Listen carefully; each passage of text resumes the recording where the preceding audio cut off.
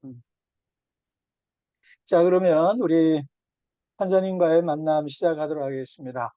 예전처럼 우리 번호대로 자기들이 묻고 싶었던 것들을 판사님에게 물으면 되겠습니다. 자, 그러면 제가 우리 판사님 먼저 우리 학생들에게 뭐라 그럴까요? 인사말이라 그럴까요? 한번 좀 부탁합니다. 네. 안녕하세요. 만나서 반갑습니다. 저는 김동현이고요. 40대 중증 지각장애인입니다. 직업은 판사고요. 쇼다운 선수 작가로도 활동을 하고 있습니다. 만나서 반갑습니다. 네, 감사합니다. 좋습니다. 자, 그러면 제가 판사님 이름을 조금 제가 바꿔놓도록 하겠습니다. 판사님에게 말씀드리기를 우리 아이들에게 묻는 말에만 좀 답해 주세요라고 얘기를 했고, 핵쓰신 거나 뭐 만들지 않아도 된다고 에, 했습니다. 그래서 우리 학생들이 묻는 말에 또 아주 잘 대답해 주실 것 같고요. 그다음에 학생들이 질문이 좀 이렇게 중복되기도 할 겁니다. 이거 꼭 우리 판사님께서 잘 적절하게 또 해주실 걸로 믿습니다. 자, 그러면 제일 네. 먼저 우리 원유림 학생 자기 소개하면서 판사님에게 질문하고 싶은 거 하도록 하겠습니다. 안녕하세요, 판사님. 저는 홈스쿨링을 하는 중학교 1학년 원희기입니다.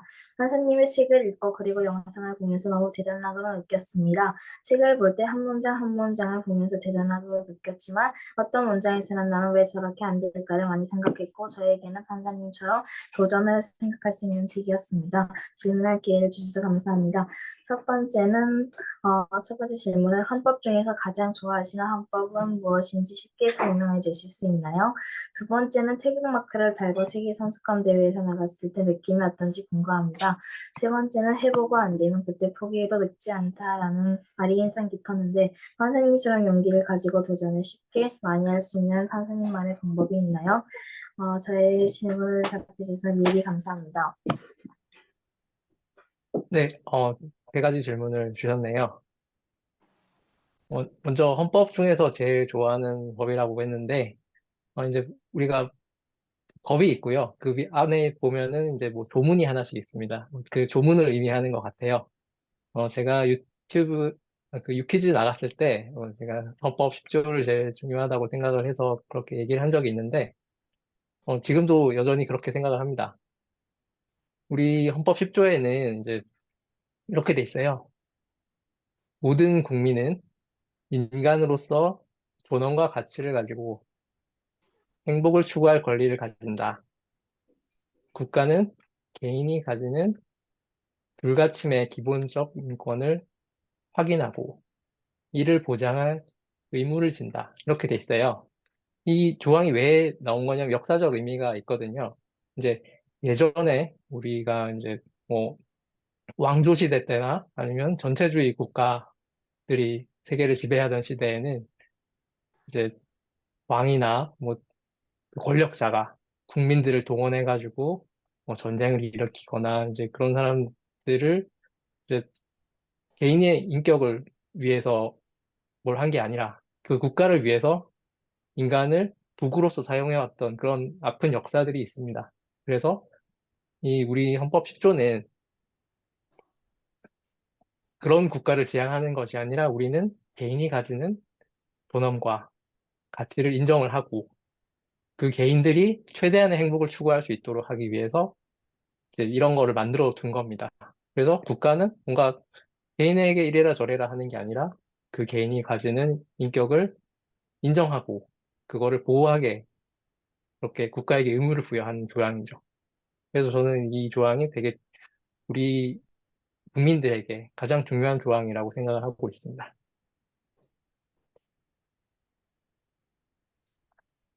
그 두 번째 질문이 어, 태극마크를 달고 세계 네, 태극 마크였죠. 지금, 지, 제가 지금 어제도 밤까지 쇼다운 연습을 했는데 다음 주에 이제 국가대표 선발전이 또 있어요. 그래서 계속 선수 활동을 하고 있고 그 2019년에는 이탈리아에 갔다 왔는데 일단 설레서 잠이 잘 안 왔습니다. 이제 비행기 타고 가는데, 비행기에서는 뭐, 자다깼다, 뭐, 졸다가 뭐, 그렇게 하면서 갔고, 그 대회 전날 이제 잠을 푹 자야 경기를 잘하는데, 그래서 잠이 잘 안 오는 거예요. 그래가지고 되게 내일 경기는 어떻게 하지, 뭐, 너무 긴장이 되고, 뭐 그렇더라고요. 근데 이제 국가대표로 갔으니까 국가를 대표한다는 그런 자부심이 있었고, 잘해야 되겠다는 그런 책임감도 있었습니다. 그리고 이제 경기를 이기고 싶다는 승부욕이 또 있었죠. 근데 이제 첫 경기를 딱 하고 나니까, 야, 이게 실력 차이가 많이 나더라고요. 그 세계 최고의 선수들이랑 해보니까, 야, 진짜 잘한다. 지금 내 실력으로는 안 되겠다. 이런 감탄도 많이 했습니다. 그리고 이제 더 잘할 수 있지 않았을까 하는 반성과 후회도 있었고요. 그래서 이번에 이제 국가대표가 되면은 좀 더 잘 할 수 있게 지금 열심히 연습을 하고 있습니다. 그리고 이제 어떻게 하면 도전을 쉽게 할 수 있는가? 이런 세 번째 질문을 주셨는데, 그러니까 마음가짐을 이렇게 가지는 게 좋은 것 같습니다. 실패해도 괜찮다. 뭐, 음, 별거 아니다. 그러니까 우리가 도전을 주저하게 되는 거는 내가 실패하면 어쩌지 하는 그런 두려움이 있기 때문이거든요. 근데 이게 우리가 처음부터 뭘 잘할 수는 없고, 이제 그냥 가볍게 시작을 해보는 겁니다. 실패해서 뭐 사실 뭐 별거 아니잖아요. 뭐 내가 거기 소질이 있어서 잘하면은 뭐 계속 뭐 재밌게 하면 되고, 해보니까 영 아닌 것 같다 싶으면은 그냥 그만두면 되는 거죠. 그런 가벼운 마음가짐이 도전을 쉽게 할 수 있는 원동력이 되는 것 같습니다. 이 정도면 답변이 되었을까요? 네, 감사합니다. 네, 감사합니다. 우리 다음엔 청하길 친구. 저는 초등학교 6학년 정하결이라고 합니다. 우선 저는 살아가면서 시각장애라는 것에 대해 잘 생각해 본 적도 없고, 그런 한마디로 정말 관심도 없는 사람이었는데, 이번 기회로 그런 큰 제약을 가져도 다시 시도하는 도전의 아이콘을 만나 뵙게 되어 참 영광스럽고, 책을 보면서도 많은 걸 느꼈습니다. 이제 질문을 몇 가지 드리고 싶은데, 우선 판사님도 마찬가지셨을 거고, 많은 사람들이 그렇듯 큰 시련 앞에서는 포기하고 다시 일어서기 힘들어하고 주저하는데, 판사님도 그런 큰 시련을 마주하시면서 살아가신 것 같습니다. 그럼 판사님이 넘어져도 다시 일어나게 한 삶의 원동력이 무엇인지 궁금하고요. 제가 보기엔 판사님이 포기해도 다시 일어서는 가치 있는 삶을 사신다는 생각이 판사님에 대해 알아갈수록 계속 들었는데요. 그럼 판사님이 생각하시는 가치 있는 삶은 무엇인지 궁금합니다. 판사님을 알아가면서 지금 이런 평범한 삶에 대한 감사에 대해 다시 한번 생각하게 된 것 같기에 저를 돌아볼 수 있었던 시간이었던 것 같습니다. 제 질문 들어주셔서 감사합니다. 네.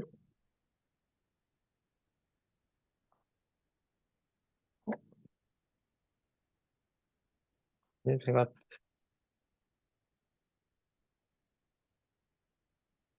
이름을 다시 좀 말씀해 주시겠어요? 어떤 부분, 아, 정하결입니다. 이름 정하결. 네, 잠깐만요.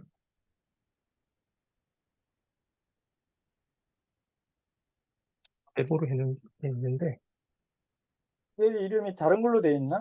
여기?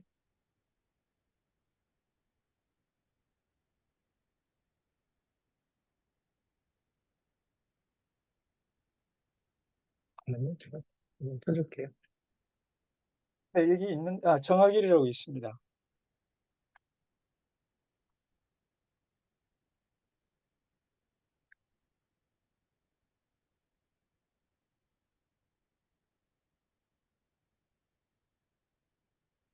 넘어져도 다시 일어서는 원동력이 궁금하다고 했고요. 네, 그래도 자기가 보기에 판사님은 뭔가 가치 있는 삶을 사신다는 생각이 자꾸 든다고 그럽니다.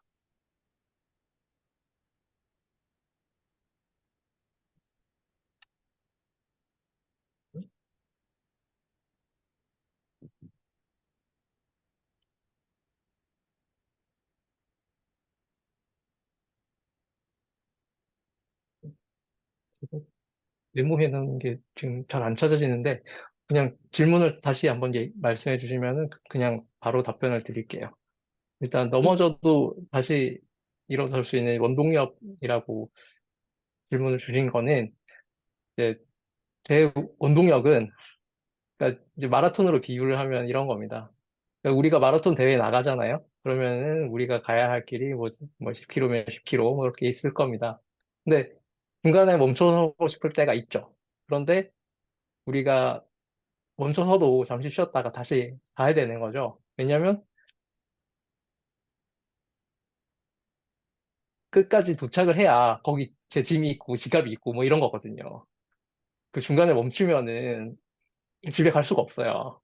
그래서 이제 저는 뭔가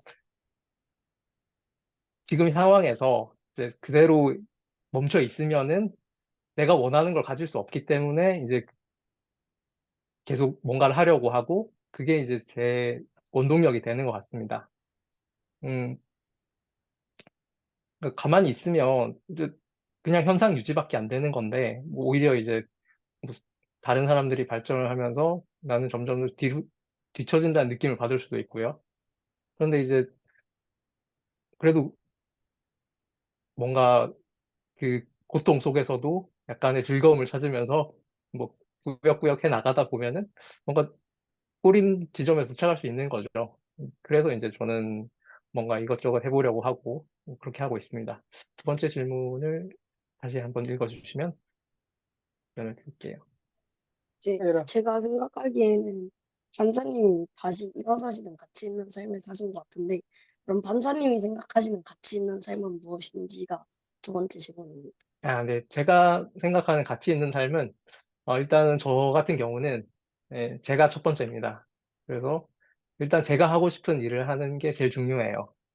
그런데 제가 하고 싶은 일을 하면서 그 일이 다른 사람에게도 도움이 되는 일이면 저는 그게 가치 있는 삶을 살고 있다라고 생각하고 있어요.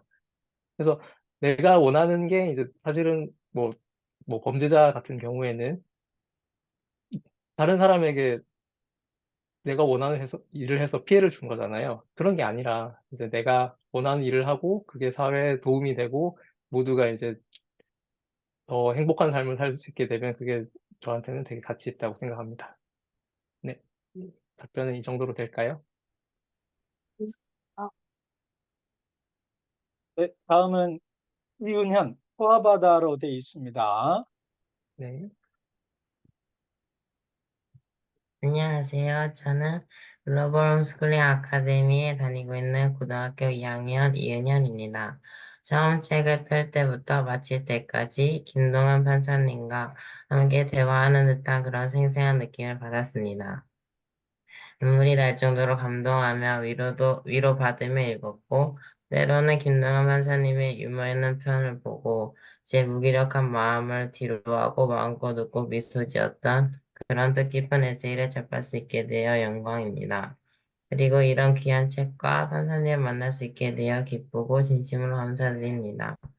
저는 판사님께 68에서 69쪽에 대해 질문을 드릴까 합니다. 요즘 세상은 완벽함을 추구하는 세상인지라 하나라도 부족하다면 만족하지 못하는 것을 자주 봅니다. 저 또한 과제를 할 때 하나라도 못하면 모든 것을 못한 것처럼 깊이 걱정하고 자책하는 삶을 살아왔습니다. 그러다 보니까 저는 그 과제를 못하는 것을 생각하느라 에너지가 떨어지고 자책하는 마음 때문에 에너지가 두 배로 떨어져 고통스러울 때가 많았습니다. 하지만 판사님께서 쓰신 책에서는 내가 지금 하고 있는 일에 의미를 부여하고 성취감을 느끼는 것이면 충분하다. 그러면 계속 갈 수 있다라는 위로의 메시지가 나와 있었습니다. 그렇다면 질문은 이러한 판사님의 글을 기억해도 이와 같은 마음이 회복이 안 될 때 어떠한 것으로 위와 같은 마음을 회복할 수 있는지 그 어떤 것이 궁금하고 짧은 조언도 부탁드립니다. 질문할 기회를 주셔서 진심으로 감사드리고 판사님 삶 속에서도 빛나는 일이 가득하기를 기도드리겠습니다. 다시 한번 감사드립니다. 사실 이게 해결하기에는 사실 쉽지 않은 그런 질문인 것 같아요. 그러니까 예전에 이제 저도 잘 안 될 때는 뭐 사실 그런 게 잘 귀에 들어오지 않았거든요. 예전에 이제 제가 학부 시절에 이제 학점을 바닥을 찍고 그다음에 게임에 빠져 살던 시절에는 이제 이게 누가 뭐 희망의 메시지를 줘도 그게 귀에 잘 들어오지 않고 이게 되겠냐. 당신은 잘 됐으니까 그런 얘기를 하는 것이다라고 생각할 때가 있었어요. 근데 이게 시간이 좀 필요한 것 같기도 하고요. 근데 제가 추천하는 거는 그러니까 신체 활동을 통해서 우리가 좀 부정적인 에너지를 털어내고 그다음 긍정적인 에너지를 받아들이는 게 저는 되게 좋은 것 같아요. 제가 그 부정적인 그런 상태에서 벗어났던 거는 굉장히 아이러니하게도 제가 군대에 가서 굉장히 힘든 훈련을 하면서 오히려 이제 그런 부정적인 감정을 많이 털어냈던 것 같거든요. 이제 제가 군대에 간 게 이제 사실은 뭐 대학원에도 떨어지고 고시에 떨어지고 이제 군대는 가야 되겠기에 이제 장교를 지원해서 군대를 간 건데 제가 15주 동안 훈련을 받으면서 이제 굉장히 힘들었죠. 살도 많이 빠지고 그런데 이제 반대로 제가 뭔가를 할 수 있다는 그런 생각이 계속 더 들게 되는 거죠. 내가 이 훈련을 이겨냈고 그런 걸 통해서 내가 좀 강해졌다. 이런 생각을 하게 됐고 그 뒤로는 이제 뭔가 힘든 일이 있어도 오히려 뭐 달리기를 한다거나 아니면 뭐 헬스장 가서 운동을 한다거나 그런 걸로 해서 에너지를 받는 것 같아요. 그래서 뭔가 힘든 일이 있을 때 오히려 뭐 몸을 지치게 해서 잠도 푹 자고 운동을 통해서 에너지도 얻고 하는 게 어떤가 하는 생각이 듭니다. 도움이 됐을까요? 네, 감사합니다. 네, 감사합니다. 다음은 이가온 친구 하겠습니다.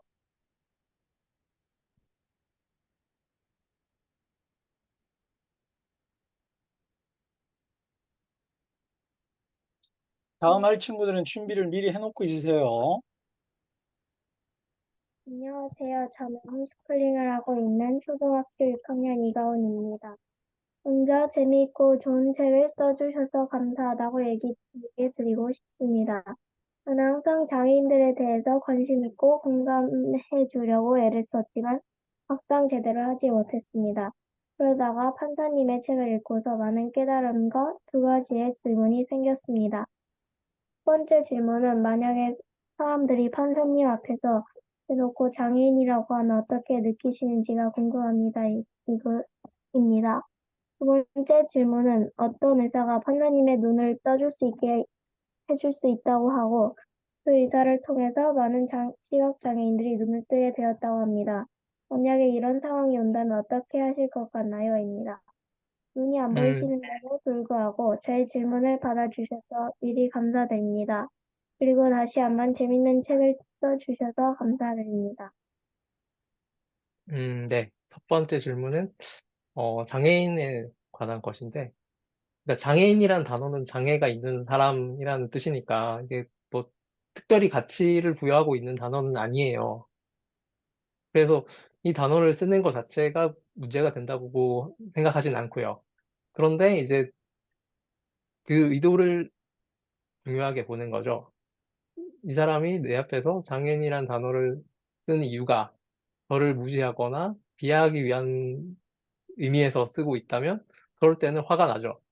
그런데 이제 그게 그냥 이제 그냥 사실적인 의미에서 장애가 있는 사람이라는 의미에서 쓰는 것이라면은 그런 의미에서는 얼마든지 써도 상관없고 뭐 그럴 화도 나지 않는 거죠. 뭐 그래서 상대방이 어떤 의도로 얘기를 하는지 이런 걸 중요하게 보는 것 같습니다. 그리고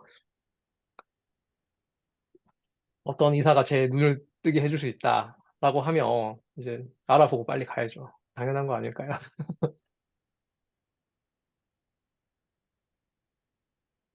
답변이 되었을까요? 네, 질문 다 답이 된 건가요? 가오나? 더 궁금한 거 있으면 말씀하셔도 돼요. 그냥 제가 아이들에게 자판기처럼 묵보고 답하고 하지 말고 좀 그러니까 판사님 얘기 들으면 또 자기가 하고 싶은 얘기 있으면 하라 그러는데 아직은 좀 어리기도 하고 그러니까 네. 그냥 그 죄송합니다 표현이 자판기처럼 묵고 답하는 것 같은데 네. 자 그러면 우리 다음은 우리 김서호 친구 김서호 하도록 하겠습니다. 안녕하세요. 저는 현재 중학교 1학년인 김서우입니다. 작가님의 책을 보고 많은 것을 배우게 되었습니다. 그중에서도 126페이지에 남보다 잘하는 것이 아닌 전보다 잘하는 것이 발전이라는 말이 너무 와닿았습니다. 또한 정말 힘드신 일을 겪으셨지만 재할감 있게 공부를 하시면서 판사가 되신 것이 너무 멋있으셨습니다. 질문을 들어보자면 작가님이 여태까지 살아오면서 포기하고 싶었던 순간들이나 너무 힘들었던 순간들마다 어떤 노력이나 생각을 통하여 극복하셨는지 궁금합니다. 사실 이게 저라고 해가지고 뭐 포기를 안 하는 건 아니고 언제나 잘 버티고 있는 것도 아니긴 한데요. 일단 제가 버티는 방법은 일단 성공했을 때 달콤한 과실을 생각한다. 그리고 음, 실패했을 때 고통을 생각한다. 음, 그러면 이제 당근과 책찍인 거죠. 네. 그래서 이제 그거를 통해서 버티고 있는 거고. 근데 이런 데 있어서는 이제 자신의 의지가 가장 중요하지만 저는 주변 사람들이 얼마나 그 사람을 지지해 주느냐, 관심을 보여주느냐. 이게 굉장히 중요하다고 생각을 해요. 왜냐하면 본인의 의지는 사실 굉장히 굳은 의지를 가지고 있다고 해도 이게 그 힘든 일이 있을 때는 버티는 게 쉽지 않기 때문에 주변 사람들이 도와주면은 더 잘 할 수 있는 거죠. 사실 저 같은 경우도 뭐 제가 뭐 굉장히 강한 의지를 가지고 있다 뭐 이런 것보다는 주변 사람들이 많이 도와주셨고 사실 또 도와주시는데 제가 이제 못하겠다 이런 얘기를 하기가 좀 어려웠던 거죠. 음, 그, 그게 아무래도 이제 저한테는 많이 도움이 됐고 그래서 뭐 내가 의지를 가지는 것도 중요하고 날 도와줄 수 있는 사람들을 주변에서 찾아보는 것도 중요한 것 같습니다. 그러면 이제 포기하고 싶은 순간들에서 포기를 하셨던 순간들도 꽤 있었을 것 같은데, 그런 네. 순간들은 어떤 순간들이 있는지 궁금합니다. 뭐 수많은 포기들이 있죠. 사실 뭐 이제 제가 대학원에 떨어졌다는 얘기도 했고, 고시에 떨어졌다는 얘기도 했고, 사실 그것도 이제 다 포기한 거죠. 그리고 뭐 이제 뭐 다른 일도 많이 있지만 이제 달리기를 하다가도 이제 우리가 뭐 골인 지점까지 가야 된다 그런 경우가 아니라 이제 우리가 훈련을 할 때는 이제 저 같은 경우는 남산을 뛰는데요. 남산을 2바퀴를 뛰기로 했다가 너무 힘들어가지고 한 바퀴 반만 뛰고 음. 나머지 반 바퀴는 걸어서 돌아오기도 하죠. 이런 아, 포기를 합니다. 네.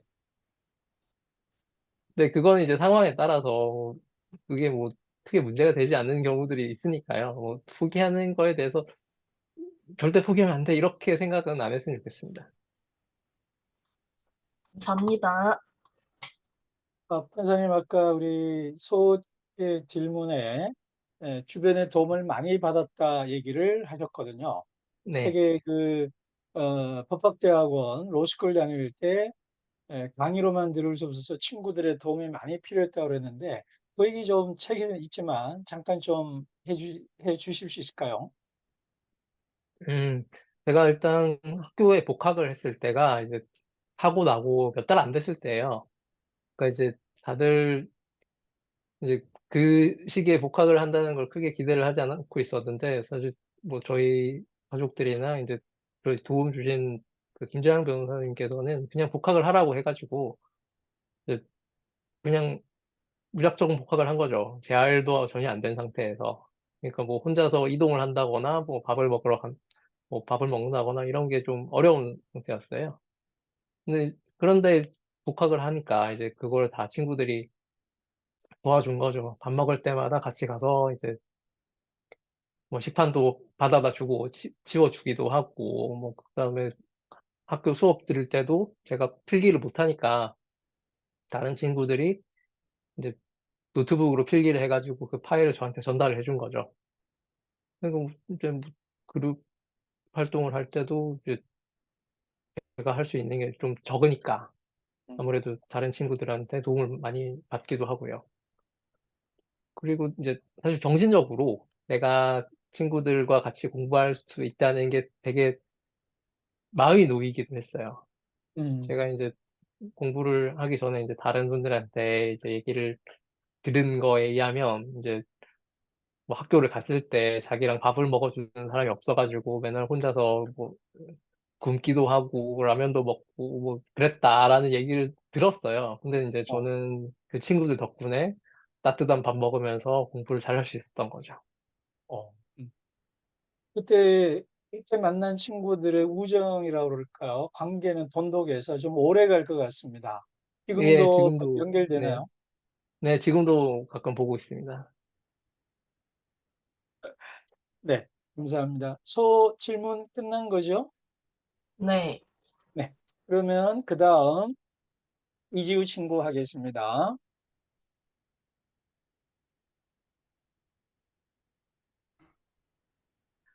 안녕하세요, 작가님. 저는 중학교 1학년인 이지우라고 합니다. 일단 좋은 책을 써주셔서 진심으로 감사드립니다. 책에 대한 질문은 아니지만 작가님에 대해 궁금한 점을 질문하겠습니다. 작가님, 첫 번째, 작가님이 다시 눈이 보이게 되신다면 가장 먼저 하고 싶은 일은 무엇인가요? 두 번째, 그리고 눈이 안 보이게 되셨어도 장점이 있다면 혹시 무슨 장점이 있나요? 바쁘실 텐데도 질문에 하나하나씩 정성스럽게 대답해 주셔서 감사합니다. 네, 첫 번째 질문은요. 다른 친구도 질문한 게 있었던 것 같은데 같이 답변을 드릴게요. 네. 이제 저 같은 경우는 그 눈이 안 보이게 되고 나서 만난 수많은 사람들이 있는데 그 소중한 사람들의 얼굴을 보고 싶은 게 첫 번째입니다. 제 여자친구를 포함해서 뭐 아, 학교 같이 다니던 친구들, 뭐 그런 친구들의 얼굴을 보고 싶은 게 첫 번째고 뭐, 그 밖에도 뭐 많이 있을 텐데 뭐 첫 번째를 꼽자면 그렇습니다. 일단 두 번째 시각이 없어져서 뭐 좋은 점이 있는지 좋은 점이 거의 없는데 사실 뭐 아주 없는 건 아닙니다. 일단 다른 감각이 되게 좋아져요. 예를 들자면 가장 큰 게 청각이고 청각 같은 경우는 뭐 다른 사람이 잘 못 듣는 소리를 잘 듣게 됩니다. 왜냐하면 우리가 가지고 있는 시각적 정보가 굉장히 큰데 그게 차단이 되니까 다른 정보를 처리할 수 있는 뇌의 용량이 충분히 확보가 되는 것 같아요. 근데 그 시각뿐만 아니라 뭐 미각이라던가 이런 것도 꽤 집중을 할 수가 있어가지고 음식 맛에도 되게 예민해지고 그런 것들이 있습니다. 제가 이제 쇼다운을 치는 것도 이게 청각에 의존해서 치는 건데 이게 음, 되게 공이 빠르고 이제 공이 막 왔다 갔다 하거든요. 근데 이제 그거를 소리만 듣고 위치를 파악을 하는 거니까 청각이 얼마나 발전을 하는지 알 수 있을 겁니다. 쇼다운 영상을 봤는데, 아니, 죄송하지만 안 보이는데 어떻게 칠까? 그랬더니, 청각 발달이 좀 한 영향일 수 있군요. 네. 그러니까 소리만 들어도 그 테이블 위에서 공이 어디쯤 있는지 알 수 있는 거죠. 근데 아, 처음에는 이제 그 쇼다운 테이블 위에서 막 공 어디 있는지 몰라가지고 막 헤매고 그렇긴 하는데 조금 지나면 금방 위치를 파악해서 칠 수 있게 됩니다. 아, 네, 감사합니다. 질문 끝난 거죠? 네, 이지, 감사합니다. 네. 그러면 우리 이지훈 친구 하겠습니다. 안녕하세요, 작가님. 저는 초등학교 6학년 이지훈이라고 합니다. 저는 처음에는 판사인데 눈이 안 보이신다고 해서 궁금해 세상을 바꾸는 시간 유퀴즈 뭐든 해봐요 책을 보고 읽었습니다. 영상과 책을 보니 궁금한 것이 생겼습니다. 우선 작가님께 궁금한 점을 말할 수 있는 기회를 주셔서 감사합니다. 질문은 두 개를 준비했습니다. 궁금한 점은 첫 번째, 위에 세 자료에서도 다 말하신 건데, 한 달에 9만 배를 하고 스님께서 육신의 눈은 떠지지 않았지만 마음의 눈은 떴다라는 말을 하셨는데, 그 말을 들었을 때 무슨 생각이 들었고 무슨 느낌이 들었는지 말해주시면 좋을 것 같습니다. 그리고 두 번째, 작가님이 판사 일을 하실 때 영상 같은 자료들을 보시지 않나요? 아니면 어떻게 영상 자료 같은 것들을 보시는지 궁금합니다. 바쁘실 텐데 질문에 응해주셔서 감사합니다. 일단 9만 배 했을 때 얘기를 좀 드릴게요. 그러니까 제가 9만 배를 하러 가는 줄 알았으면 아마 안 갔을 거라는 건 책에 썼는데요. 음. 이제 9만 배를 하는 마지막 날이 됐습니다. 마지막 날이 되면 이제 우리가 불교에서는 이제 기도를 하고 나서 마지막에 이제 하는 걸 이제 회향이라고 하는데 이제 회향이 날이 됐죠. 근데 그때 그 이제 절에서는 이제 기도를 한 오전 한 10시에서 11시 사이에 드립니다. 그래서 이제 제가 3,000배를 11시에 끝내야 됐어요. 그래야 이제 기도를 마치고 이제 회향을 할 수가 있으니까. 그래서 그날은 한 새벽 3시 반에 일어나서 그때부터 절을 했습니다. 근데 이제 절을 하는데 이제 그날 되게 느낌이 좋았어요. 이제 평소 같지 않게 몸이 가볍고 굉장히 빠른 속도로 절을 마칠 수가 있었거든요. 그래서 11시가 되기 훨씬 전에 이제 절을 마치고 이제 스님의 연부를 듣고 있었습니다. 그리고 이제 다 끝나고 나서 이제 제 기도를 마치는 순서가 됐는데 이제 스님께서 제 손을 꼭 잡으시더니 이런 얘기를 하셨습니다. 그러니까 이제 그 앞에 얘기들이 있죠. 이제 불교에서는 이제 눈에 대해서 이제 5단계가 있다고 얘기를 하거든요. 일단 뭐 육신의 눈이 있고 그다음에 마음의 눈이 있고 그다음에 이제 지혜의 눈이 있고 그다음에 뭐 불법의 눈이 있고 부처님의 눈이 있다. 이렇게 5단계라고 하는데 이제 이 육신의 눈을 넘어서서 이제 마음의 눈을 얘기를 하시면서 이제 두 번째 단계가 됐다라고 얘기를 하시는데 저는 그 얘기가 그러니까 제 생각을 되게 많이 바꾸는 계기가 됐던 것 같아요. 이제 저는 눈이 안 보이면 어쩌나 하는 생각을 그 기도를 할 때까지도 가지고 있었거든요. 근데 이제 선생님께서 그 얘기를 하시니까 저는 그럼 눈이 안 보인다고 해도 그걸 제가 보낸 것처럼 이제 마음으로 느끼게 되면 보는 거랑 다름없지 않을까. 눈- 사실 우리가 육안으로 보는 거는 바로 앞에 있으면 볼 수가 없는데 마음으로 느끼게 되면은 그 너머까지 볼 수 있지 않을까 그런 생각을 했습니다. 그리고 그 스님께서 하시는 말씀이 저한테는 되게 따뜻한 위로가 됐던 거죠. 그래서 그 말씀이 저한테는 되게 좋았습니다.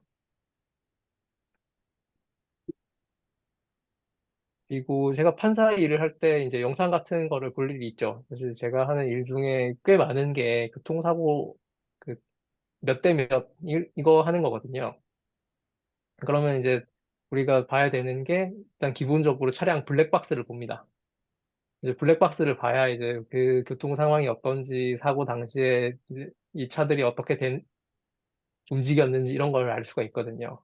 근데 이제 눈이 안 보이니까 저는 그거를 당연히 볼 수가 없고 그거를 제가 같이 일하는 속기사님들한테 설명을 듣습니다. 이제 지금 이 길이 어떻게 생겼고 예를 들어서 뭐 왕복 6차선 도로다. 그 다음에 차가 2차선에서 3차선으로 옮기고 있다. 속도는 어느 정도 된다. 신호는 어떻게 들어와 있다. 반대편 쪽에서 차가 어떻게 움직이고 있다. 그런데 사고 났을 때 이 차와 저 차가 어느 부분이 부딪혔다. 이런 걸 이제 다 하나하나 설명을 듣습니다. 그렇게 해가서 이제 제 머릿속에서 그리는 거죠. 이게 차가 이렇게 해가지고 이렇게 부딪혔으면 이 차가 더 잘못했네. 이렇게 되는 겁니다. 그러니까 뭐 다른 사건은 뭐 다 마찬가지인데 이제 뭐 그림이라든지 도면이라든지 이런 걸 이제 다 하나하나 설명을 들으면서 제가 궁금한 거는 물어보고 그렇게 다 듣고 이제 머릿속에서 그게 그림이 딱 그려지면 이제 판단을 할 수가 있는 거고, 이제 그렇게 그림이 잘 안 그려지면, 이제 종이에다가, 요즘 3D 펜 같은 게 있거든요. 그래서 음, 그리면은 입체적으로 이렇게 느껴져요. 손으로 만졌을 때. 음. 그걸 이용해가지고, 이제, 아, 이 도로가 이렇게 생겼구나. 이 도면이 이렇게 생겼구나. 이런 걸 만지면서 확인을 하기도 합니다. 네, 답변이 됐을까요? 네, 그 판사님, 우리 오늘 못 들어온 친구 중에 한 명이 영상이나 사진 어떻게 보냐는데 같은 얘기. 사진 같은 경우는 뭐 3D로 이렇게 출력해서 보시는 건가요? 3D 프린터는 없고요. 사실 사진 같은 경우는 주로 설명을 듣습니다. 그러니까 사진이 이제 우리가 이 사건마다 이제 그 사진의 용도가 좀 다른데 그냥 이런 게 있었다 정도의 사진이라면 설명을 듣는 걸로 충분하고요. 그 사진의 디테일에 대해서 문제가 되는 사건이면 사실 제가 하기가 좀 어려워서 그거는 이제 뭐 다른 배석 판사님이랑 사건을 교환을 하기도 하고 그렇게 처리하고 있습니다. 음.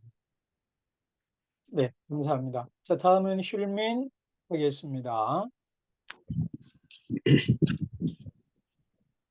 얼굴이 좀 보이도록 하고 했으면 좋겠어요. 받침이 지난번에 고장난 게 아직도 안 고쳐가지고.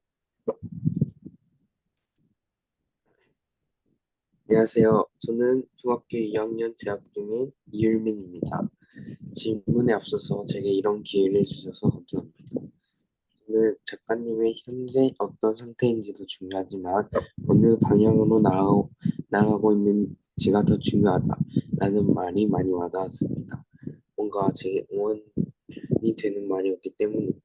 하지만 저는 이 말을 들으면 의문을 가졌습니다. 방향으로 가는 게 중요하다고 하셨는데 그 방향을 어떻게 잡았냐입니다. 대한 작가님의 구체적인 경험을 들어보고 싶습니다.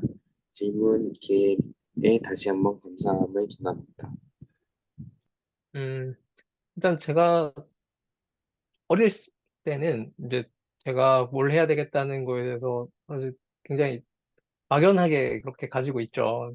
뭐, 제 부모님 얘기를 들어보면 저는 어릴 때 뭐, 배를 보면 배 박사가 되겠다. 차를 보면 차 박사가 되겠다. 비행기를 보면 비행기 박사가 되겠다. 뭐 이런 얘기를 했다고 하는데 어쨌든 제가 어린 시절에는 이제 과학자가 되는 게 저한테는 가장 큰 목표였습니다. 근데 그래서 과학고등학교를 갔고 퀘스트까지 갔는데 이제 사실 그게 뭐 저한테는 뭐 잘 맞았을 수도 있는데 공부하는 게 쉽지 않더라고요. 그래가지고 현실의 벽에 부딪혀서 이제 다른 데를 좀 기웃거리기 시작을 했습니다. 뭐 고시도 받고 이제 그래서 잘 안 돼서 군대로 가기도 했는데 근데 어쨌든 그 과정에서 이제 제가 뭘 좋아하는지 뭘 잘할 수 있는지에 대해서 고민을 했습니다. 그래서 제가 내린 결론이 저는 어쨌든 뭔가 글 읽는 걸 좋아하고 그다음에 공부하는 것도 그렇게 나쁘지 않고 근데 직접 연구를 하기보다는 뭔가 이제 정책적인 걸 통해서 이제 그 사람들이 연구를 잘할 수 있도록 만들어주는 게 저한테 더 나은 길이 아닌가 그런 생각을 해서 이제 저는 과학기술 정책을 하겠다고 생각을 했고 그 목표를 이루기 위해서 이제 제가 알아야 되는 게 뭐냐 법이랑 경제를 알아야 될 것 같다. 그래서 이제 법 공부를 하기 위해서 로스쿨에 갔던 겁니다. 그런데 이제 가고 나니까 이제 뭐 변호사를 해보는 것도 괜찮겠다. 이제 귀가 얇아가지고 뭐 이것저것 얘기를 듣다 보니까 이제 이것도 좋아 보고 저것도 좋아 보이는 겁니다. 그래서 뭐 가능성을 열어놓고 이제 이거 괜찮으면 한번 해보지 이렇게 하다가 이제 사고가 났던 거죠. 근데 제가 이제 최종적으로 판사를 하겠다고 이제 마음을 먹은 거는 이제 일단 판사를 하시는 분이 계셔서 이제 판사를 하는 게 현실적으로 가능하다라는 게 첫 번째 이유였고 음, 두 번째 이유는 이제 제가 공익인권법 학교에 가서 강의를 들으면서 여기 와 있는 감수성이 풍부한 사람들이 법원에 가서 좋은 판결을 해주면 좋겠다 해서 그럼 내가 법원에 가봐야겠다 라는 생각을 굳히게 됐던 거죠. 근데 이런 과정들이 이제 사실 계속 고민이 필요합니다. 내가 뭘 좋아하는지, 뭘 잘할 수 있는지. 그리고 이제 한 방향을 정했다고 해가지고 그게 이제 최종적으로 그 방향으로 꼭 가야 되는 건 아니거든요. 내가 인생을 살면서 뭔가 벽에 부딪힐 수도 있고, 그 다음에 다른 흥미가 생길 수도 있는 거기 때문에, 이제 그때그때 이제 좀 바뀔 수 있습니다. 그런데 이제 내가 최종적으로 원하는 인생이 뭐냐, 그거에 대해서는 내가 고민을 좀 해봐야 될 필요가 있습니다. 내가 어떤 삶을 살고 싶은가, 지금 선택이 쪽을 가는 방향에 있어서 옳은 방향인가? 조금 돌아가더라도 뭐 이제 그 방향대로 가고 있다면 크게 상관없는데 내가 원하는 인생과 반대 방향으로 가고 있으면 그건 안 되는 거겠죠. 그래서 내가 어떤 삶을 살고 있는지 고민을 해보는 게 필요합니다. 그러니까 저는 이제 그 생각을 뭐 어릴 때는 잘 하지 못했고요. 좀 나이가 들다 보니까 이제 특히 이제 한 20, 30대에 방황을 좀 했기 때문에 이제 그 시절에 고민을 했습니다. 근데 결과적으로는 이제 그런 고민들이 이제 제가 지금 만족하는 삶을 살 수 있도록 해주는 거죠. 그래서 그 고민하는 시간, 돌아왔던 시간들이 저한테는 크게 나쁘지 않은 시간이었다라고 지금 와서는 생각을 하고 있습니다. 그때는 되게 힘들었지만. 이 정도면 답변이 되었을까요? 네, 감사합니다. 네, 우리 박성년 하겠습니다. 안녕하세요. 저는 전주에 살고 있는 중학교 1학년 박소연입니다. 작가님께서 읽은 책을 통해 이렇게 질문할 기회를 주시다니 대단히 감사합니다. 다른 사람들이 읽은 독후감을 읽고 시각장애를 극복해내신 것이 정말 놀라웠습니다. 저의 질문은요, 중도 실명을 겪으셨을 때 어떻게 그 사실을 받아들일 수 있으셨나요? 두 번째, 판사로서 일을 하면서 가장 인상 깊었던 사건은 무엇인가요? 네 번째, 판사가 되기 위해 가장 중요한 마음가짐을 알려주세요. 이상으로 저의 질문을 마치겠습니다. 감사합니다. 일단 그 받아들인 과정에 대해서 이제 책에 이제 좀 길게 쓰긴 했는데요. 그러니까 제가 생각하기에는 뭐 일단은 이제 그런 과정들이 쭉 지나가야 됩니다. 이제 우리가 얘기하는 뭐 부정, 분노, 우울, 뭐 이런 과정들이 이제 다 지나가지 않으면 이제 사실 완전히 받아들이기는 좀 어려운 것 같고요. 그 시간이 사람마다 다르지만 저한테는 대략 한 1년 가까운 시간이었던 게 아닌가 싶은 생각이 듭니다. 근데 이제 제가 좀 빨리 받아들인 편인데 이제 그거를 왜 그랬는지 생각을 해보면 저는 되게 현실적인 사람이고 이게 본인의 고통에 대해서도 이제 제3자적인 관점에서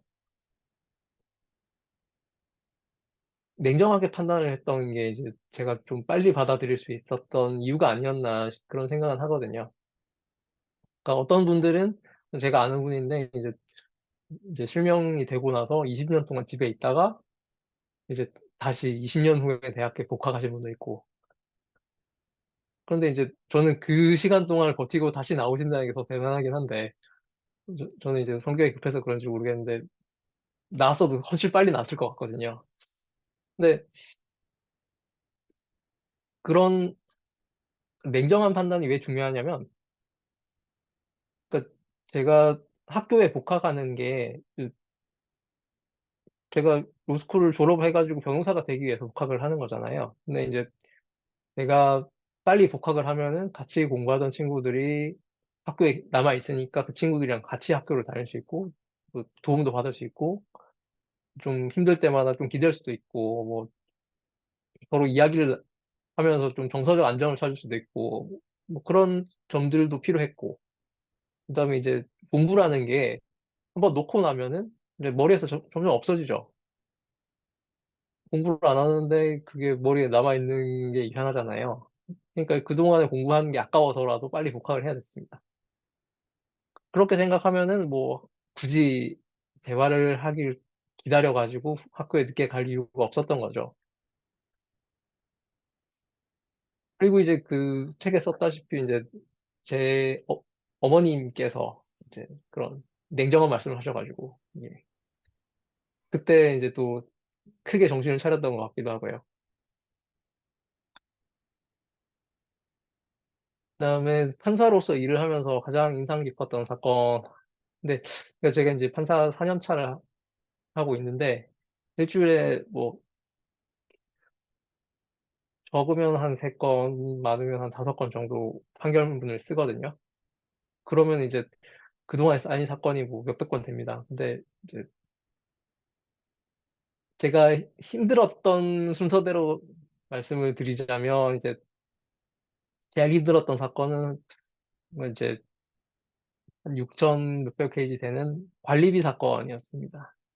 그러니까 이제 아파트에서 이제 관리비 정산을 제대로 안 해가지고, 아파트가 아니고 상가였군요. 상가에서 정산을 제대로 안 해가지고 관리비가 엄청 쌓여 있고, 그런데 이제 자료가 너무 많아가지고 그걸 다 읽고 계산을 하기가 너무 힘든 그런 사건이었습니다. 그래서 제가 선고 기일을 2번 미뤘습니다. 우리가 이제 보통 언제 선고를 하기로 하면은 웬만해서는 그날 선고를 하는데, 도저히 그날까지 판결문을 쓸 수가 없어서 2번 미뤘습니다.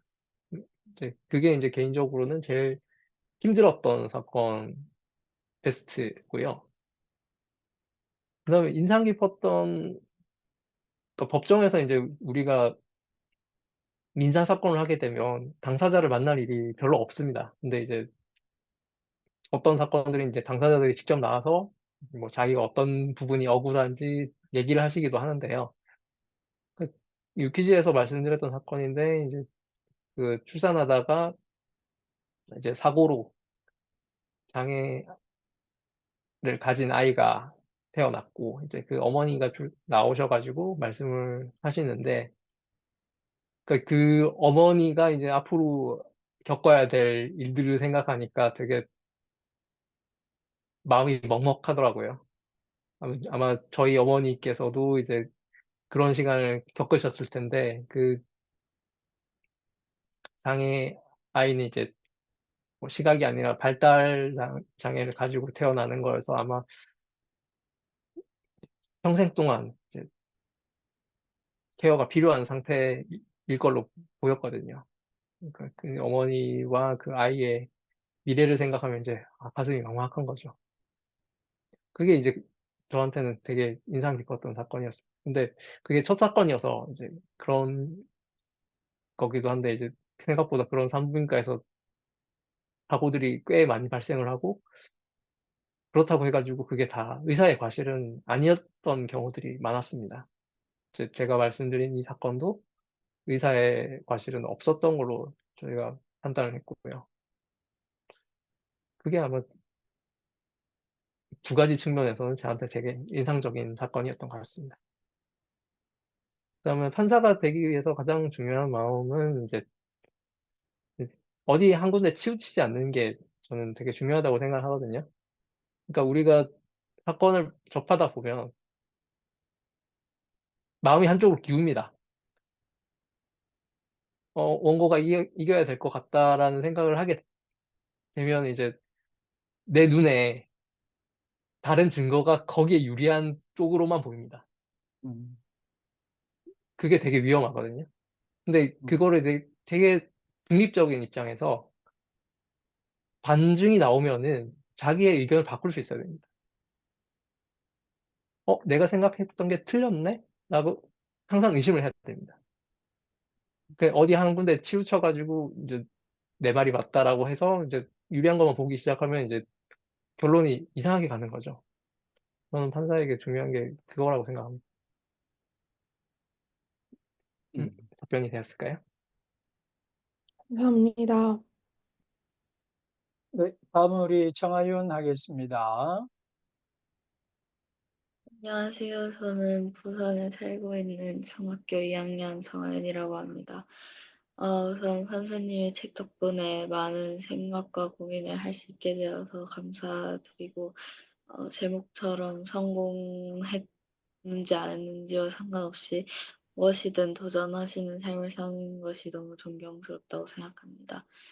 제가 드릴 질문은 세 가지입니다.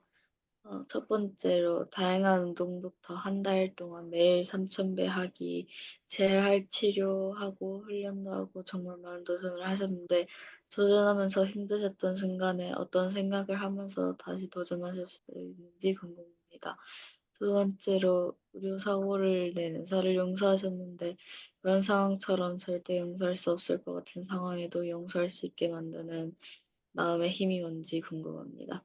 세 번째로 3,000배를 하면서 마음의 눈이 트였다는 말을 스님에게 들으셨는데 마음의 눈이 트임으로 인해서 판사님의 생활에서 달라진 점과 눈이 보이지 않는 채로 생활하면서 알게 된 장점이 뭔지 궁금합니다. 감사합니다. 네, 일단 첫 번째 도전하는 순간에 어떤 생각을 했는지에 대한 질문인데요. 제가 얼마 어, 예전에 이제 그 재밌는 얘기를 하나 들어서 소개를 해드릴게요. 누가 김연아 선수한테 언니는 스트레칭 할 때 무슨 생각하면서 해요? 그냥 하는 거지. 그런 답변을 했다고 하더라고요. 근데 사실 큰 생각을 하는 게 아닙니다. 이게 그냥 해야 되니까 하는 거거든요. 이게 뭐 3,000배도 이제 제가 하기로 했으니까 절에 갔던 거고 다 같이 하고 있고 하기로 했던 거니까 그냥 하는 겁니다. 사실 뭐 하는 동안 이제 별별 생각이 다 들죠. 이제 뭐 예전에 뭐 내가 좋아했던 것들, 내가 시각을 잃고 이제 어떻게 살아야 되나, 뭐 걱정과 한숨과 그다음 뭐 이걸 하면 눈이 뜨이지 않을까 하는 기대와 안 뜨이면 어떡하지 하는 그런 생각과 이런 것들이 다 그렇게 지나가는데, 그러니까 생각이 떠올랐다가 지나가는 거지 제가 뭐 이걸 해야겠다라고 생각을 하면서 막 그렇게 하는 건 아니거든요. 그냥 지나가는 겁니다. 네. 뭐 재활 같은 것도 그냥 내가 재활을 해야 내가 원하는 걸 할 수 있으니까 이제 그냥 하는 거고 그 과정에서 뭐 특정한 생각을 하면서 이렇게 해야겠다 하면서 막 그렇게 하는 게 사실 제가 봤을 때는 아니었던 것 같거든요. 그래서 그냥 해야 되니까 별 생각 없이 했다. 이렇게 보시면 될 것 같고,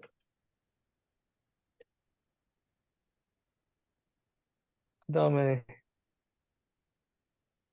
용서할 수 있게 하는 마음의 원동력이라고 하면, 어, 사실 그 의사를 용서할 수 있었던 거는 일단은 그 의사가 저한테 뭔가 나쁜 일을 하려고 해서 한 게 아니었다는 그게 첫 번째였고요. 이제 결과적으로 나쁜 결과가 발생을 했지만 그 의도는 나쁜 게 아니었던 거죠. 저한테 좋은 일을 하기 위해서 기술을 했는데 잘못됐던 거고. 두 번째는 이제 그 의사의 그 다음에 행동들이었습니다. 이제 어떤 사람은 자기가 잘못을 하면 자기 잘못을 덮기에 급급해가지고 변명을 하고 그다음 책임을 회피하죠. 근데 그 의사는 그런 사람이 아니었어요. 이제 자기 잘못을 인정을 하고 이제 제가 잘 치료받고 재활할 수 있도록 되게 제가 생각하기에는 뭐 그 사람 입장에서는 최선을 다했다고 생각을 합니다. 그래서 제가 편하게 용서를 할 수 있었던 것이고요. 아마 제 마음에 뭔가 껄끄러운 점이 있었다면 사실 쉽게 용서하기는 어렵지 않을까 그런 생각을 하고 있습니다. 뭐 예를 들어서 이제 그 사람이 뻔뻔하게 나오면서 이제 병원비도 안 주고 보상도 못 해주겠다. 내가 잘못한 게 뭐가 있냐. 뭐 이런 식으로 나왔으면 아마 저도 뭐 평생 용서 못했을 겁니다.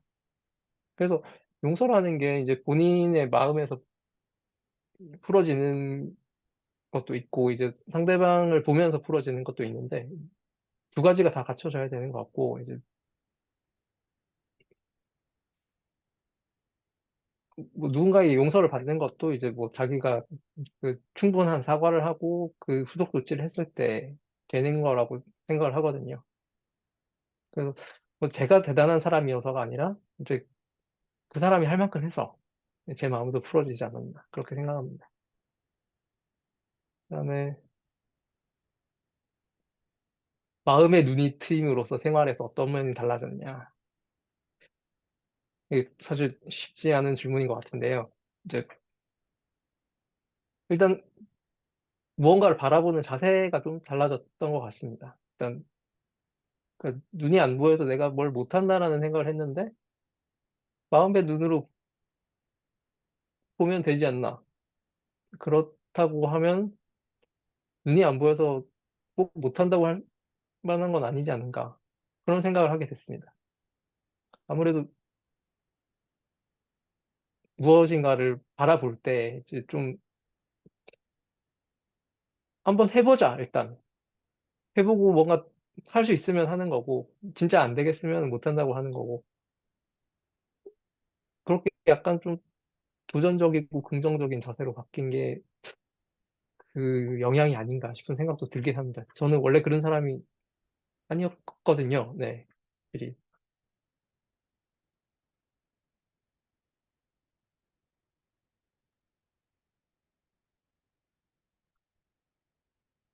어, 이게 질문이 답이 되었을까요? 혹시 질문이 하나 더 남았나요? 끝이에요. 네. 감사합니다. 네. 네, 잘했습니다. 다음은 우리 신물결 하겠습니다. 네, 안녕하세요. 고등학교 1학년 신물결이라고 합니다. 판사님 책 읽으면서 저도 자책을 하는 경우가 많은데 공부에서도 그렇고 일상생활에서 그러지 말고 성실하지만 또 꾸준하게 차분하게 나아가야겠다. 그런 생각을 하게 되었습니다. 질문할 기회를 주셔서 감사합니다. 질문은요. 판사님 께서도 다른 사람과 자신을 비교하며 실망하거나 좀 안 좋은 감정을 가지실 때가 있는지, 만약에 그렇다면 그것을 어떻게 멈추시고 또 벗어나기 위해서 어떤 노력을 하시는지 궁금합니다. 감사합니다. 일단, 비교하면서 걱정하거나 실망할 때 있죠. 네, 확실히 있습니다. 예를 들자면 이런 겁니다. 점점 나이는 들어가는데 결혼 언제 하나, 애는 언제 하나, 얘는 언제 키우나. 뭐 이런 걱정들이 있습니다. 네, 그 결혼 정년기라고 하는 시간이 한참 지났죠. 네, 제가 이제 만으로도 42이니까.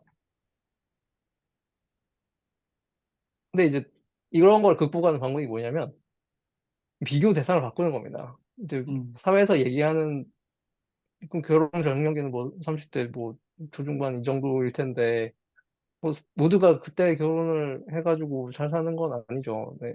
그리고 결혼 일찍 한다고 잘 사는 것도 아니고 그 결혼 늦게 해서 잘 사시는 분들도 있고 그리고 결혼을 했다고 해도 잘 못 사시는 분들도 있는데 꼭 그 시절에 결혼해가지고 해야 되나라는 생각을 하면서 이제 뭐 약간의 정신승리라고 해도 될 것 같고 이제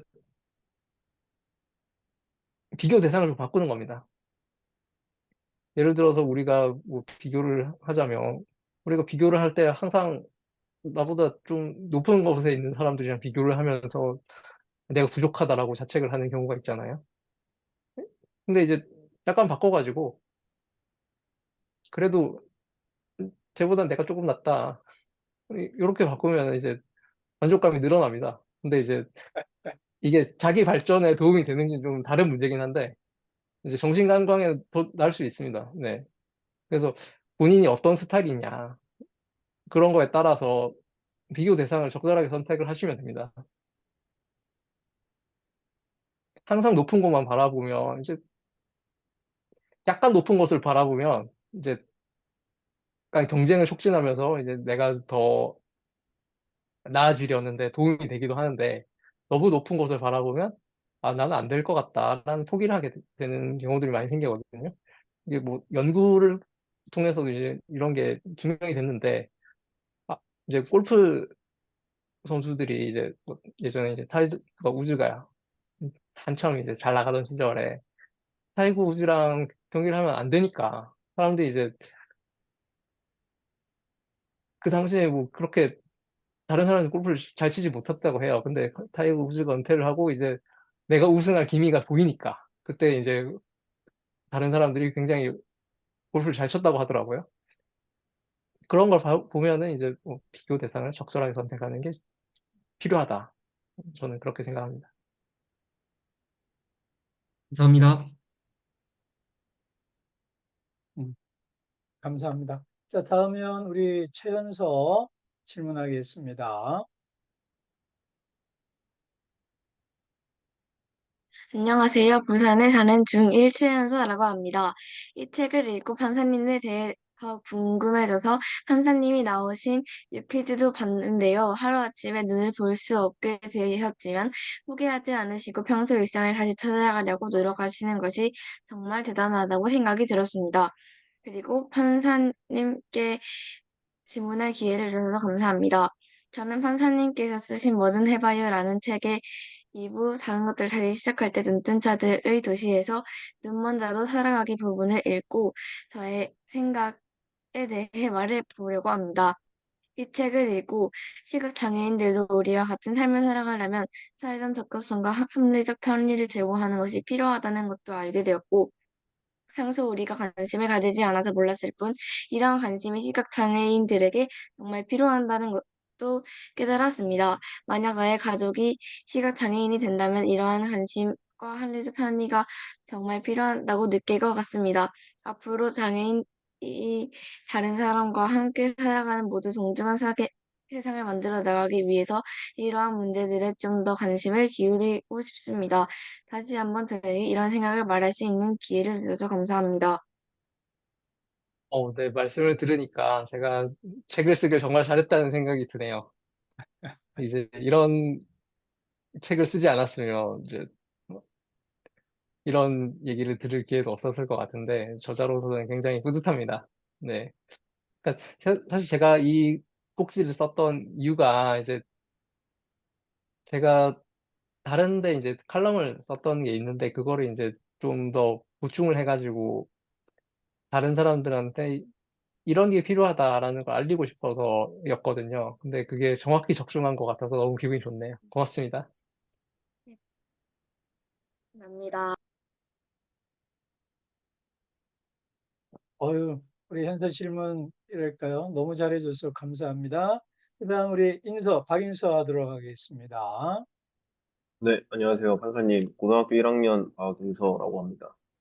이번 기회에 책을 읽으면서 이제, 들어도 부족한다고 느껴지는, 삶에 대한 부분이라든지, 그리고 사실 많이 배우긴 하지만 또 인식이 아직도 부족한 장애인에 대한 부분이라든지, 다시 생각해보고 그런 느낄 수 있는 좋은 시간이었던 것 같고요.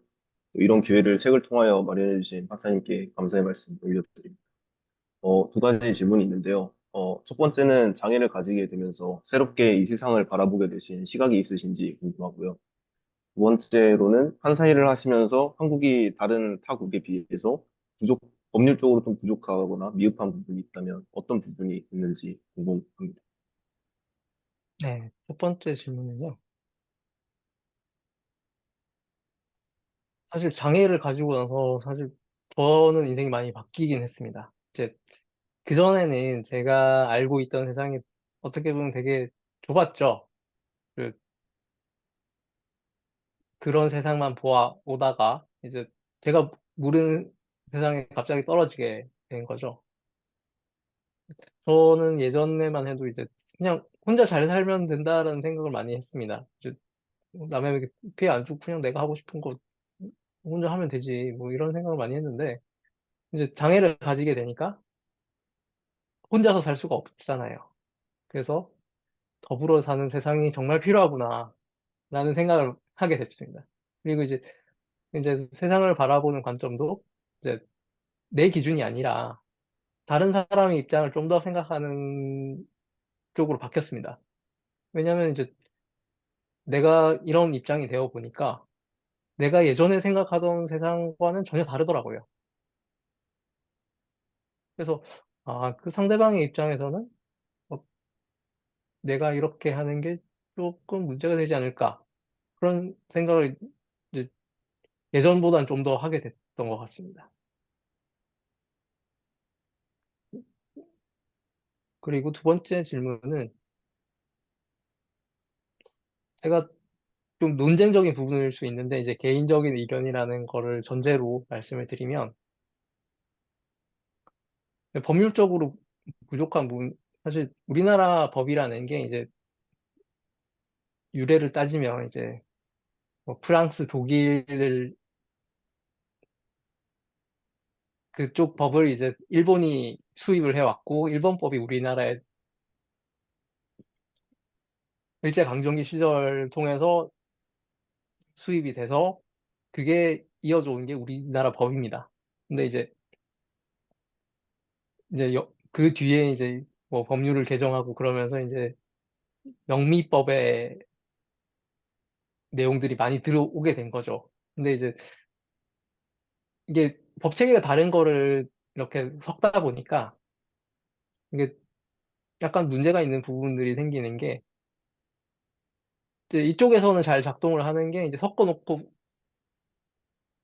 놓으면 이제 다 받아들이는 게 아니라 일부만 가져오는 거기 때문에 다른 제도와 조화가 좀 안 되는 부분들이 생길 수 있습니다. 그래서 이제 제가 이제 형사를 하지는 않지만 형사적인 부분에서 말씀을 드리면 이제 미국에서는 이제 플리 바게닝이라고 유죄 협상 제도가 있습니다. 이게 뭐냐면 내가 죄를 졌어요. 그런데 법원에 가가지고 심판을 받는 게 아니고 검사랑 내가 자백할 테니까 얼마로 하자. 라고 협상을 하는 겁니다. 그래가지고 이게 뭐 이 정도로 하자라고 오케이가 되면은 그냥 법원에 가가지고 판사가 도장 찍어주고 끝나는 거예요. 이게 장점이 뭐냐면 일단 사건 처리에 들어가는 시간과 노력이 대폭 줄어들고 두 번째로는 이제 큰, 큰 범죄자를 잡을 수 있는 효과가 있습니다. 예를 들자면 이런 거죠. 이제 우리가 뭐 조직에서 이 보스들은 직접 손을 더럽히지 않습니다. 이제 예를 들어서 뭐 누군가를 좀 처리해야 될 일이 있으면은 그냥 이거 밑에 시키는 거죠. 예. 그것도 이제 명시적으로 안 시킵니다. 그냥 이렇게 눈치만 주는 거죠. 그러면 이제 밑에서 알아서 처리합니다. 그러면은 이거를 범죄를 시킨 큰 놈을 잡으려면 우리 법제에서는 증거를 모으는 게 굉장히 어렵습니다. 그런데 이 밑에 놈이 자기가 걸려가지고 보스를 대신할 유인을 주는 거죠. 너는 빼줄 테니까 빨리 불어라. 이렇게 돼서 이제 보스를 잡을 수 있는 계기가 생기는데 이런 게 우리나라에서는 이제 뭐 정서적 문제인지 뭐 여러 가지 문제가 있어가지고 지금 도입이 안 돼 있는 상태입니다. 그래서 생기는 문제가 뭐냐? 법원 일이 많고요. 어, 이제 수사기관도 일이 많습니다. 대신에 큰 놈을 잘 못 잡습니다. 그러니까 제가 볼 때는 이제 이게 수사기관이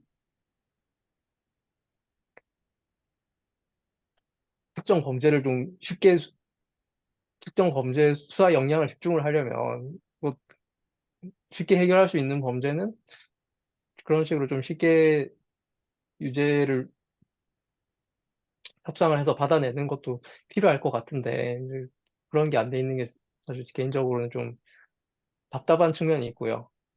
민사 쪽 이야기를 하자면 이제 우리가 손해배상을 하는 경우에 있어서 이제 미국 같은 경우는 징벌적 손해배상 제도를 두고 있습니다. 예를 들어서 되게 유명한 사건은 이제 맥도날드 커피 사건인데 맥도날드에서 뜨거운 커피를 받아와가지고 어떤 사람이 이제 쏟아가지고 화상을 입었습니다.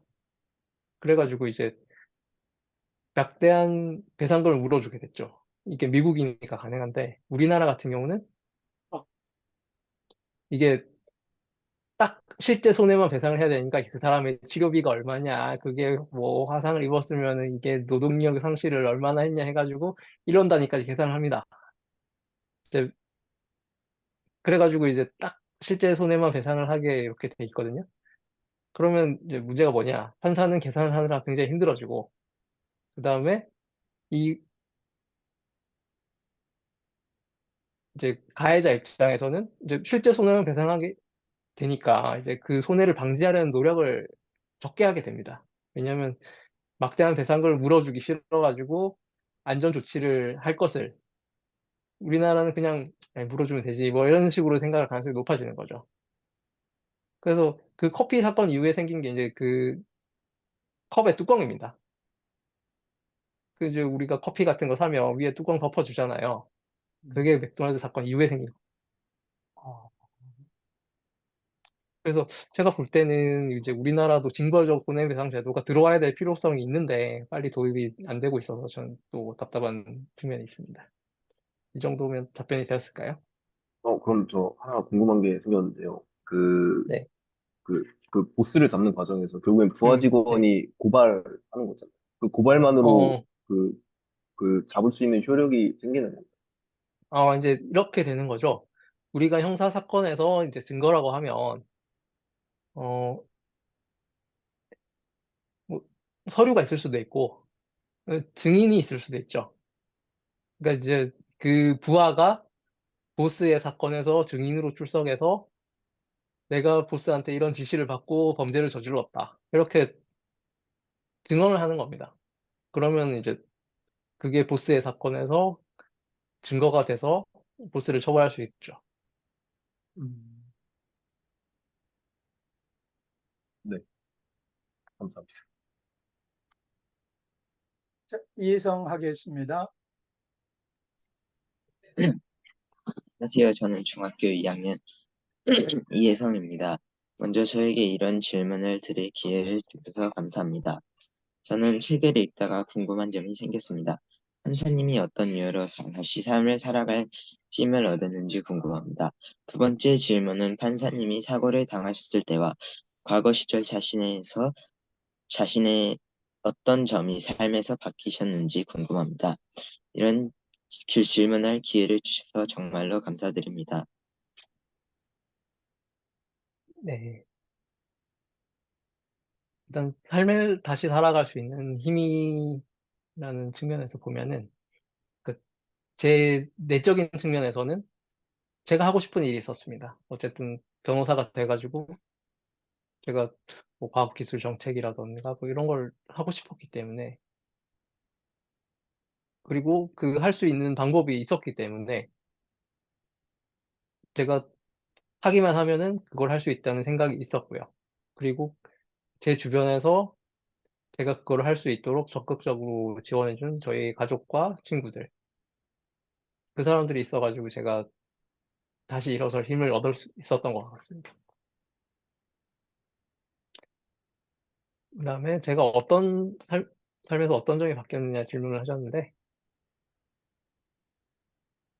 아까랑 이제 내용이 좀 중복되긴 하는데 이제 삶을 보는 자세가 좀 바뀌었습니다. 뭐 혼자서 그냥 살면 되지라는 생각에서 같이 살아야 되겠다라는 생각을 진짜 많이 하게 됐어요. 내가 그전에는 사실 뭐 봉사활동 같은 것도 한 적이 없고 뭐 이제 그냥 피해만 안 주면 되지라는 생각을 했는데 제가 이런 상황이 되고 보니까 다른 사람의 도움이 없으면 살 수가 없는 거죠. 그러니까 뭐제 입장에서는 이제 뭐 어쩔 수 없는 상황이 되었기 때문에. 근데 그 어쩔 수 없는 상황이라는 게 내가 잘못해서 생긴 게 아니라 누구라도 그런 일이 생길 수 있는 겁니다. 그렇게 생각하면 이제 우리 사회 자체가 이제 서로를 돕고 살아갈 수 있는 구조로 그렇게 점점 나아가야 될 텐데, 뭐 확실히 그런 게 필요하겠다. 그런 생각을 많이 하게 됐고, 그게 이제 가장 큰 변화가 아니었나 그런 생각을 합니다.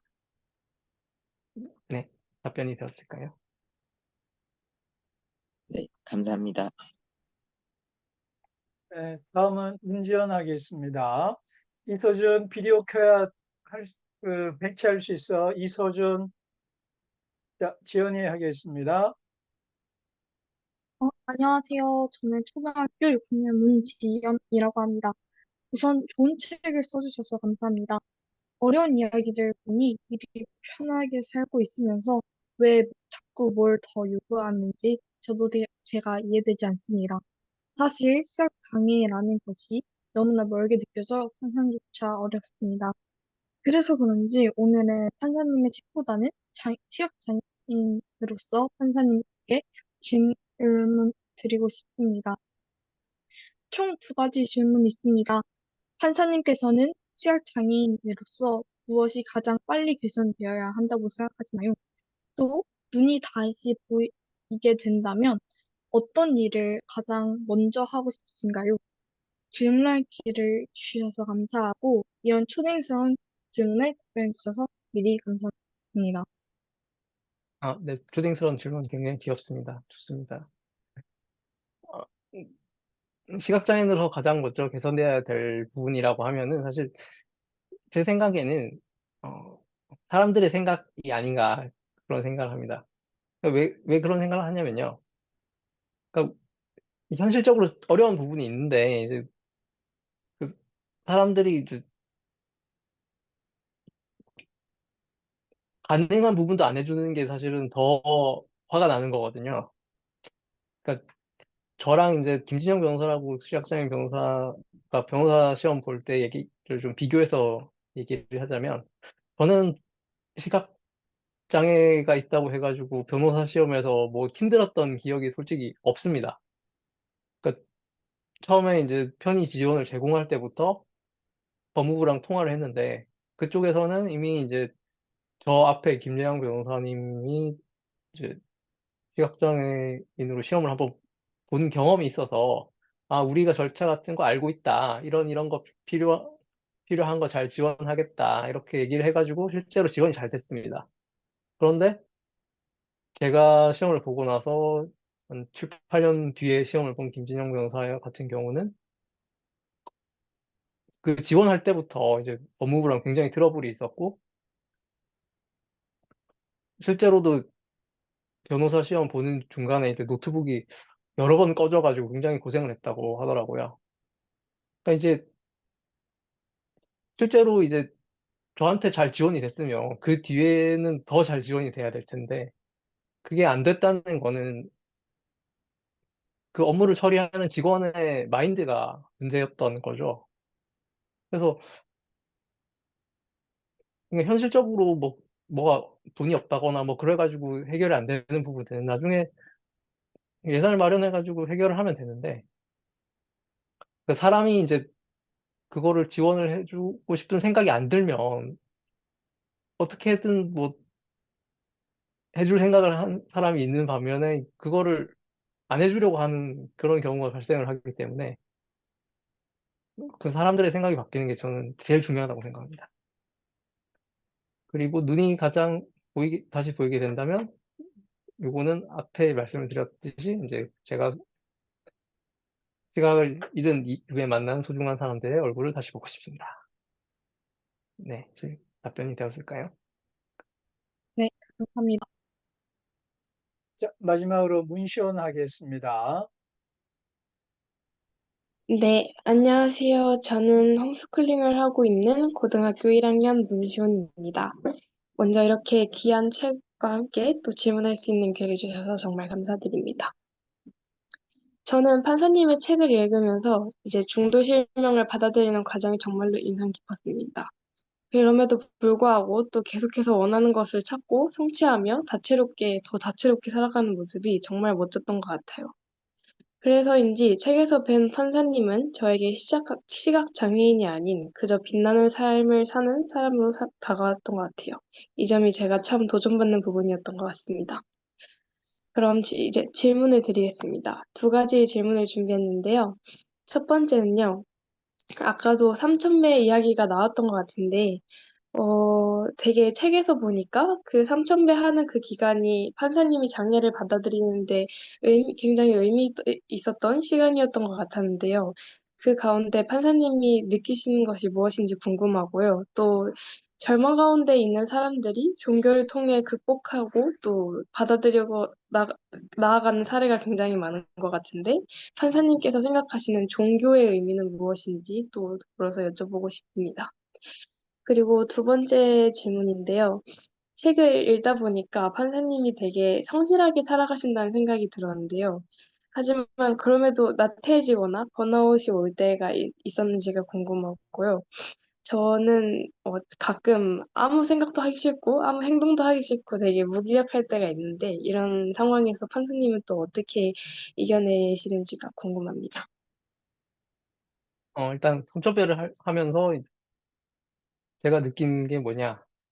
가장 중요한 거는, 나는 할 수 있다. 이거였던 것 같습니다. 그, 선처배를 하고 나서, 야, 이걸 했는데 다른 걸 뭘 못하겠냐라는 생각이 들었던 거죠. 근데 그 삼천배 하는 시간이 굉장히 힘들었기 때문에 이걸 이겨냈는데, 어, 아마 제가 삶을 살면서 그 정도의 시련이 또 올까? 그거보단 덜하지 않을까? 그런 생각을 하면서 이제 나는 할 수 있다. 그런 자기 확신. 그런 걸 가진 게 되게 큰, 제일 크게 느꼈던 게 그게 아닌가 싶고요. 그다음에 제가 생각하는 종교의 의미는 일상에서는 이제 내가 삶을 살아가면서 따라야 할 가르침 같은 거라고 생각을 하고, 제가 지금 또 스님께서 아침마다 이제 부처님 말씀을 하나씩 보내주시거든요. 그걸 읽으면서 아, 이제 자기를 다시 돌아보는 그런 계기가 되는 것 같고, 그다음에 이제 내가 이겨내기 힘든 시련이 왔을 때 그것을 버틸 수 있게 해주는 도피처 같은 거라고 생각합니다. 이제 평소에는 제가 절을 잘 안 가는데 이제 힘들 때 그때 이제 절에 가서 한 달 기도를 했듯이 이제 최후의 순간에 이제 내가 의지할 수 있는 곳, 그런 게 종교가 아닌가 그런 생각합니다. 그다음에 번아웃이 왔을 때 저도 번아웃이 옵니다. 당연히 오고요. 아무것도 안 하는 날이 있습니다. 근데 일단 그런 일이 발생하지 않도록 자기의 페이스를 잘 유지하는 게 중요한데 그런 일이 발생하지 않는다는 보장이 없죠. 저도 하다 보면 그런 일이 생기거든요. 근데 이제 일단 회복하는데 시간이 필요합니다. 그거를 의지로 막 해서 어떻게 할 수 있는 게 아니어서 일단 기본적으로는 번아웃이 오면 그거는 쉬라는 신호라고 생각을 하고 저는 좀 쉽니다. 이제 아무것도 안 하고 그냥 침대에 누워 있고 뭐 가끔 음악 듣고 뭐 가벼운 독서를 하고 뭐 그 정도로 이제 좀 쉽니다. 그러면 이제 조금 올라오죠. 이제 페이스가. 그러면 이제 그때부터는 이제 운동도 하고 그다음에 제가 즐거운 걸 좀 찾아봅니다. 이제 가끔 좋아하는 음식도 먹고 친구도 만나고 그러면 이제 약간 힐링을 해가지고 이제 페이스를 다시 찾는 거죠. 그 살면서 이제 뭐 번아웃이 안 오는 거는 사실 쉽지 않은 일인 것 같고요. 공부를 할 때도 마찬가지인 게 그런 일이 옵니다. 근데 이제 사람마다 좀 그게 얼마나 자주 오느냐는 좀 다른데 잘 안 오게 이제 자기의 상태를 잘 관찰을 하면서 이제 이거보다 더 달리면 번아웃이 올 것 같다. 그러면 약간 페이스를 늦춰줘야죠. 예. 사실 우리가 행복하게 살자고 뭔가를 하는 건데 지쳐서 나가 떨어져 버리면은 안 되니까요.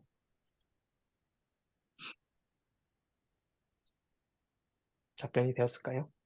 네. 네, 감사합니다. 네, 잘했습니다. 자, 서준이는 그러면 마이크 켜고 얘기할 수 있니? 아니면 넘어갈까? 이서준.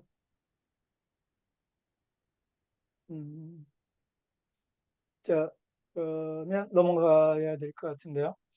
자, 우리, 어, 아이고, 마이크도 안 되고, 오케이, 네.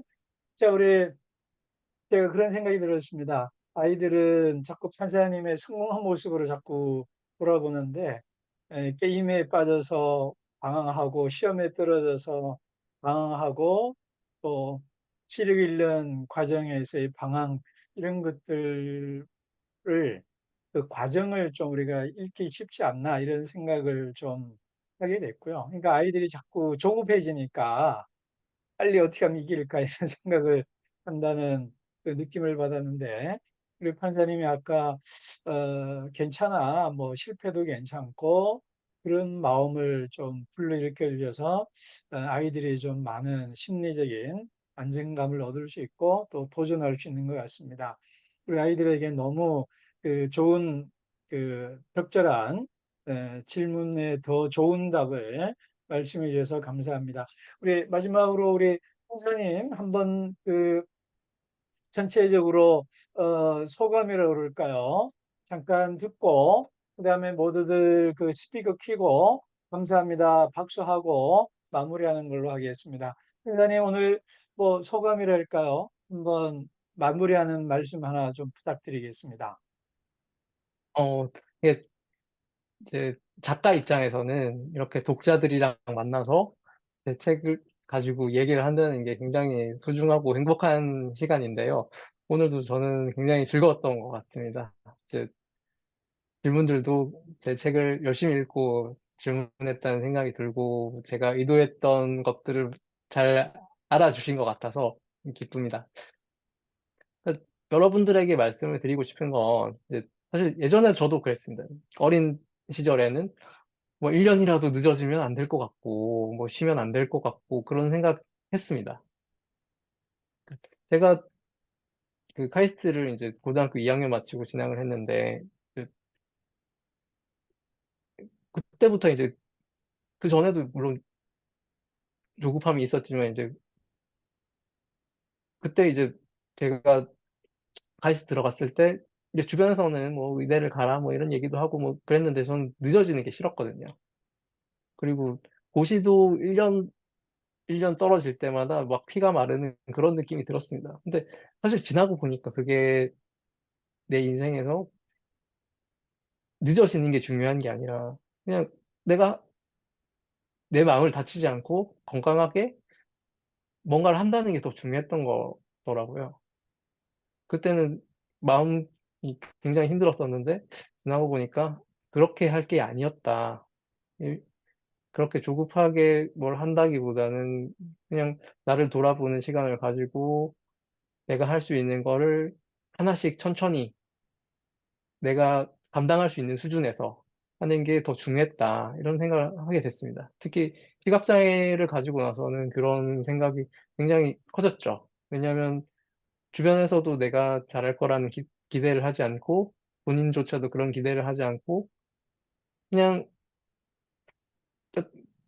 너무 떨어지지 않게 내가 할 수 있는 만큼만 하자. 그렇게 마음을 편하게 가졌더니 오히려 더 좋은 결과가 생겼고 지금도 굉장히 마음 편하게 일을 하고 있는 거거든요.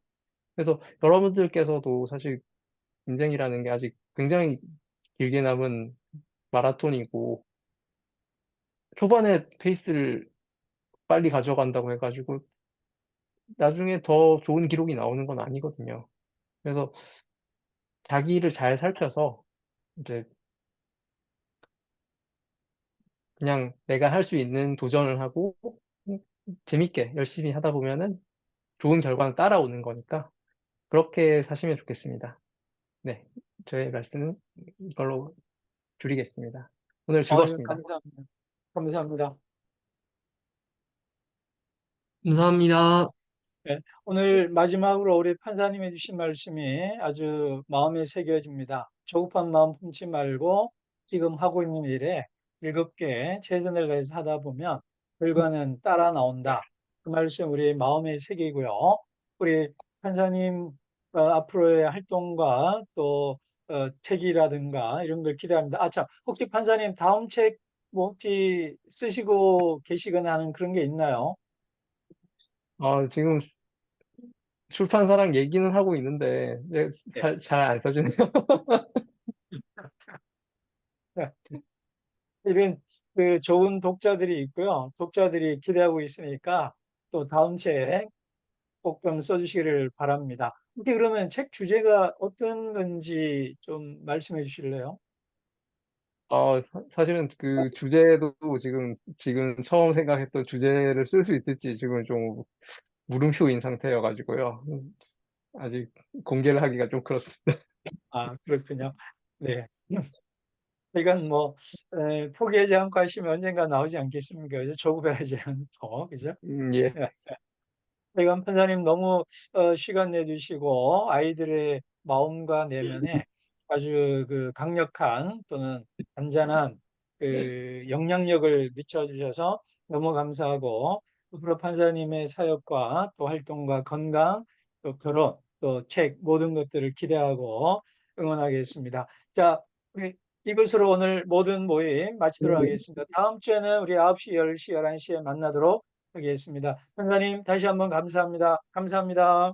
네, 감사합니다. 감사합니다. 감사합니다. 감사합니다.